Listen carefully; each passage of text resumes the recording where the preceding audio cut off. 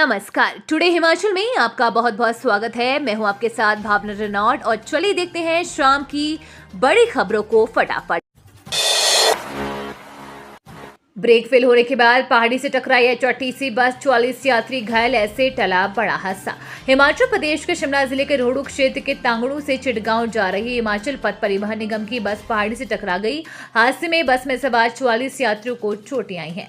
जानकारी के अनुसार बस सुबह 7 बजे तांगड़ू से चिटगांव के लिए जा रही थी। धमवाड़ी पहुंचने से करीब 2 किलोमीटर पहले अडकूनी घाट नामक स्थान पर बस की ब्रेक फेल हो गई। चालक ने जैसे ही संबंध में यात्रियों को बताया, बस में चीख पुकार का माहौल बन गया। चालक से तुरंत सूझबूझ का परिचय देते हुए कुछ दूरी पर बस को पहाड़ी के साथ टकराकर रोका। बस के पहाड़ी से टकराने के बाद यात्रियों को हल्की चोटें आई हैं।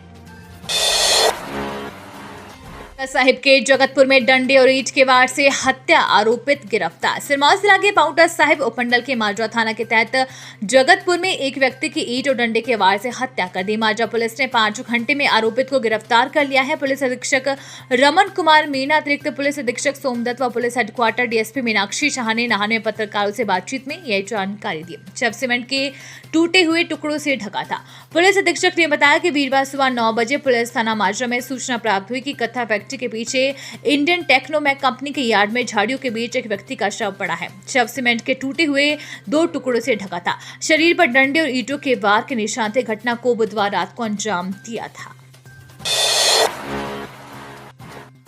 शराब के अवैध कारोबार पर लगेगी लगाम। सोलन के शराब उद्योग में ट्रैक एंड ट्रेस पॉलिसी के तहत उत्पादन शुरू। प्रदेश में अवैध शराब के कारोबार पर अब जल्द ही लगाम लगेगी। आबकारी एवं कराधान विभाग ने ट्रैक एंड ट्रेस पॉलिसी को धरातल पर उतारकर शराब का उत्पादन शुरू कर दिया है। जिला सोलन की बात करें तो फिलहाल एक अंग्रेजी शराब उद्योग में नई आबकारी पॉलिसी ट्रैक एंड ट्रेस के तहत शराब का उत्पादन शुरू हो गया है। इसके लिए वीरवार को हैदराबाद में IT कंपनी ने शराब उद्योग का दौरा कर सफल ट्रायल भी किया।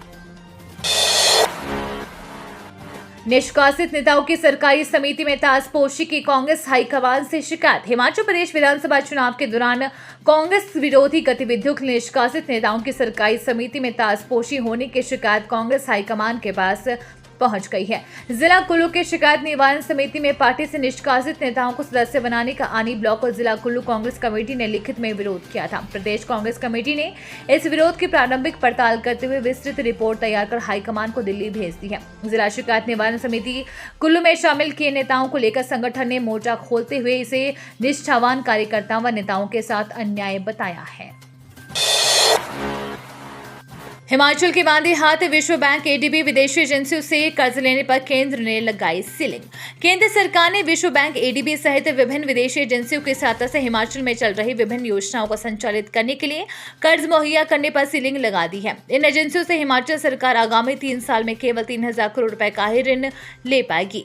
केंद्र की इस सख्ती से अब स्वाभाविक रूप से हिमाचल प्रदेश के हाथ बन गए हैं। इससे राज्य में विकास कार्य प्रभावित होंगे। प्रदेश में विश्व बैंक, एशियन डेवलपमेंट बैंक यानी ADB, Japan international corporation agency यानी जीका, जर्मन फेडरल सरकार से वित्त पोषित KfW डेवलपमेंट बैंक, फ्रांस की एजेंसी AAFD, शंघाई स्थित मुख्यालय वाले न्यू डेवलपमेंट बैंक यानी NDB आदि बाहरी वित्त पोषण वाली एजेंसियों से कर्ज लेकर कई परियोजनाएं चल रही है। ऐसी बाहरी एजेंसियों से अब आगामी 3 साल में हिमाचल प्रदेश केवल 3,000 करोड़ रुपए को ही आर्थिक सहायता ले सकेगा।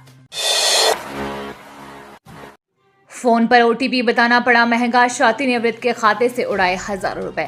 बिहू पंचायत के भोटू गांव के वृद्ध व्यक्ति के खाते से शाती ने हजारों रुपए उड़ा लिए हैं। भोटू गांव के नाग सिंह पुत्र बुद्धि सिंह ने बताया कि गत 31 मई को उसके मोबाइल पर फोन आया। फोन करने वाले ने उन्हें बताया कि आपका ATM कार्ड नहीं चल रहा है और उनको चलाने के लिए आपके मोबाइल पर एक OTP आएगा। बुजुर्ग ने कहा कि उसे लगा कि ये फोन बैंक से ही आया होगा, जिस कारण उसने सभी OTP उस व्यक्ति को बता दिया। बाद में जब मोबाइल पर खाते से 40,233 रुपए निकलने का मैसेज आया तो ठगी का पता चला। उधर थाना प्रभारी गोविंद राम ने बताया कि पुलिस ने वृद्ध की शिकायत पर मामला दर्ज कर साइबर सेल को भेज दिया है। जून में 24 साल बाद शिमला में जनवरी जैसी सर्द रात, जाने 4 दिनों का मौसम पूर्वानुमान। हिमाचल प्रदेश में बदले मौसम से जून में 24 साल बाद राजधानी शिमला में जनवरी जैसी सर्द रातें हो गई हैं। बुधवार रात शिमला में न्यूनतम तापमान 9.6 डिग्री रिकॉर्ड हुआ। इससे पहले वर्ष 1999 में 4 जून को शहर का न्यूनतम तापमान 9.4 डिग्री रहा था।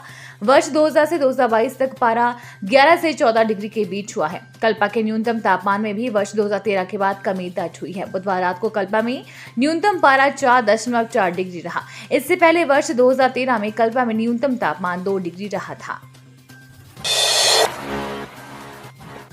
करसोग बस हादसा, चालक ने 300 मीटर तक पकड़े रखा स्टीयरिंग, बस को नहीं खाने दिया पलटा। हिमाचल प्रदेश के मंडी जिले के करसोग बस हादसे में चालक की बहादुरी के कारण ही 39 लोगों की जान बच पाई है।